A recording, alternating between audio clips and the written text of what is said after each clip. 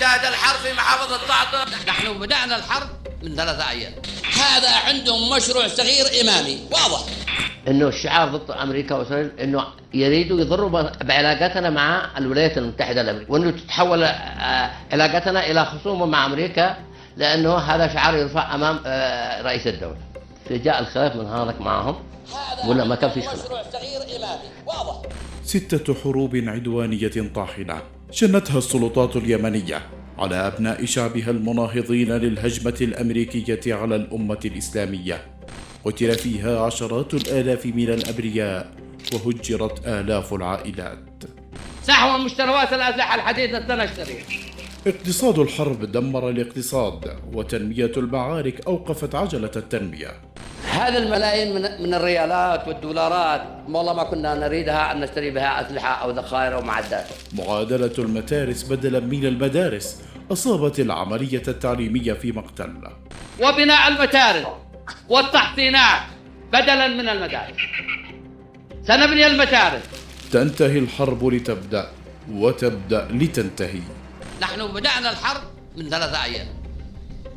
لن توقف على الإطلاق مهما كلفتنا من مال ومهما كلفتنا من شهداء. انتهت الحرب في محافظة طعطة. نحن قدمنا ضحايا لا نعرف لماذا قدمنا هذه الضحايا. لليوم التاسع الجيش اليمني يواصل عملية الأرض المحروقة في صعدة، والرئيس يتوعد بسحق الحوثيين من الأرض. وسائل الإعلام الحكومية تضج بخطابات الاجتثاث والاقتلاع.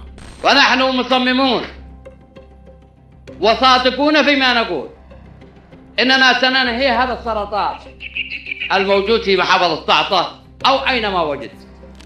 يبقى السؤال الأكبر: ما السبب الحقيقي لتلك الحروب التي دمرت اليمن دولة وشعبا؟ نحن قدمنا ضحايا لا نعرف لماذا قدمنا هذه الضحايا. بعيدا عن الأجوبة المعلبة وحملات الشيطنة والتشويه المأجورة، فتحنا ملف اليمن في وثائق ويكيليكس وفي المراسلات المسربة عن السفارة الأمريكية في اليمن.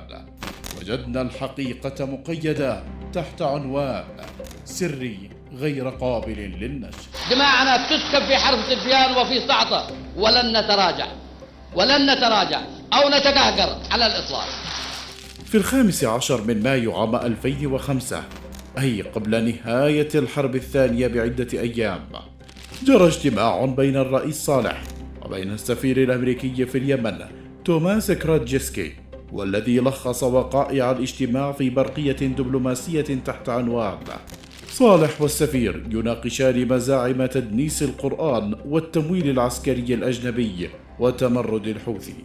وفيها وردت أسباب حرب صعدة كالتالي: أثار صالح تكاليف محاربة تمرد الحوثي الثاني على الجمهورية اليمنية، زاعما كما فعل كثيرا في الماضي أنه حارب الحوثي الأب والابن نيابة عن الولايات المتحدة. ثم تذكر الوثيقة أن صالح طالب بتعويضات أمريكية عن النفقات والمعدات التي أنفقتها الدولة في الحربين الأولى والثانية على صعدة. في خوض معركتكم أنفقنا 50 مليار ريال. هذه الملايين من الريالات والدولارات والله ما كنا نريدها أن نشتري بها أسلحة أو ذخائر أو معدات.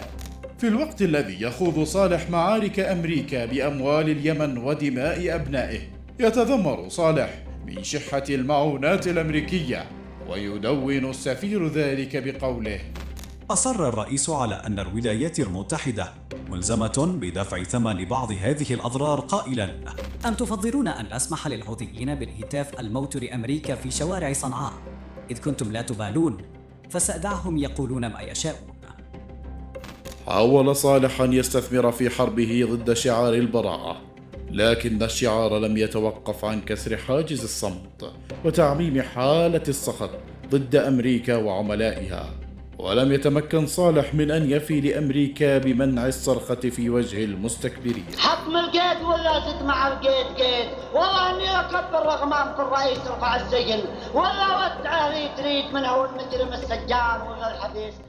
في مارس من العام 2007 كانت الحرب الرابعة على المنتمين للمشروع القرآني بلغت ذروتها، وظنتها السلطة العميلة معركة الضربة القاضية، لكن أبناء المسيرة القرآنية أمسكوا بزمام المبادرة وقلبوا موازين المعركة، ليبرق صالح نحو صديقه العزيز بوش برسالة استرضاء واستجداء، طالبا تعاونه وإسناده.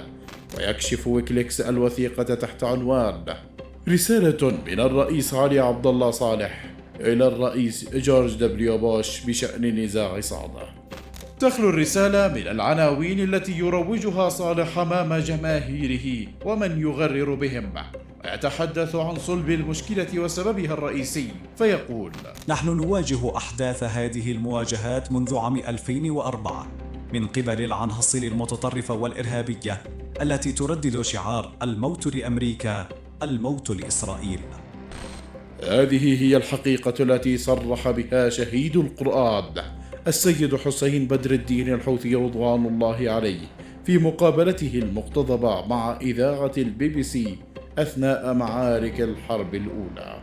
ولكن الرئيس اليمني أرسل وراءك شخصيا لإجراء مفاوضات من عام تقريبا، لماذا رفضت الذهاب إليه؟ لم يحصل هذا، حصل قبل الحملة العسكرية هذا بنحو شهرين أن أرسل إلي شخص يقول لي بأن نتوقف عن رفع هذا الشعار، عن الهتاف بهذا الشعار، وإلا فسيسلط علينا من لا يرحمنا. قلنا أنا لست رئيس حزب ولست رئيس جمهورية، هو الرئيس. هو كل ما عمله من الدعايات كلها جاءت من بعد الحرب، من بعد ما بدأوا بالحرب لتضليل الرأي العام، ولكن بحمد الله كلها أيضا لم تنفق، خاصة لدينا في اليمن الناس يعرفوا لأن عملنا ليس جديدا. وفعلا لم يوفق صالح، بل انغمست قدماه في بحر من الدماء الطاهرة. لن نتراجع، تستمر المعركة فلتستمر 5 و6 سنوات، لن نتراجع، لن نوقف. كان هذا الإرعاد والإبراق أمام عدسات الكاميرا بينما تنقل الوثائق الأمريكية صورا مختلفة مليئة بالشعور بالخيبة والإحباط والخذلان.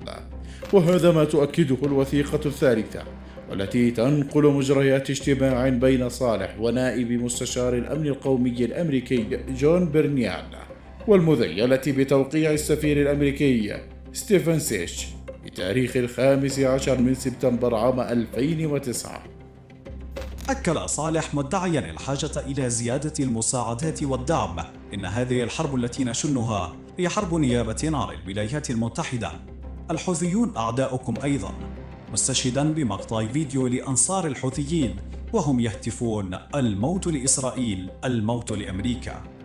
كشفت هذه الوثائق ما أخفته سراديب التآمر ودهاليز النفاق، وبددت كل العناوين والذرائع التي حاكها أولياء أمريكا لمحاربة المشروع القرآني، واستمرت دماء المكبرين تجرف عروش المستكبرين.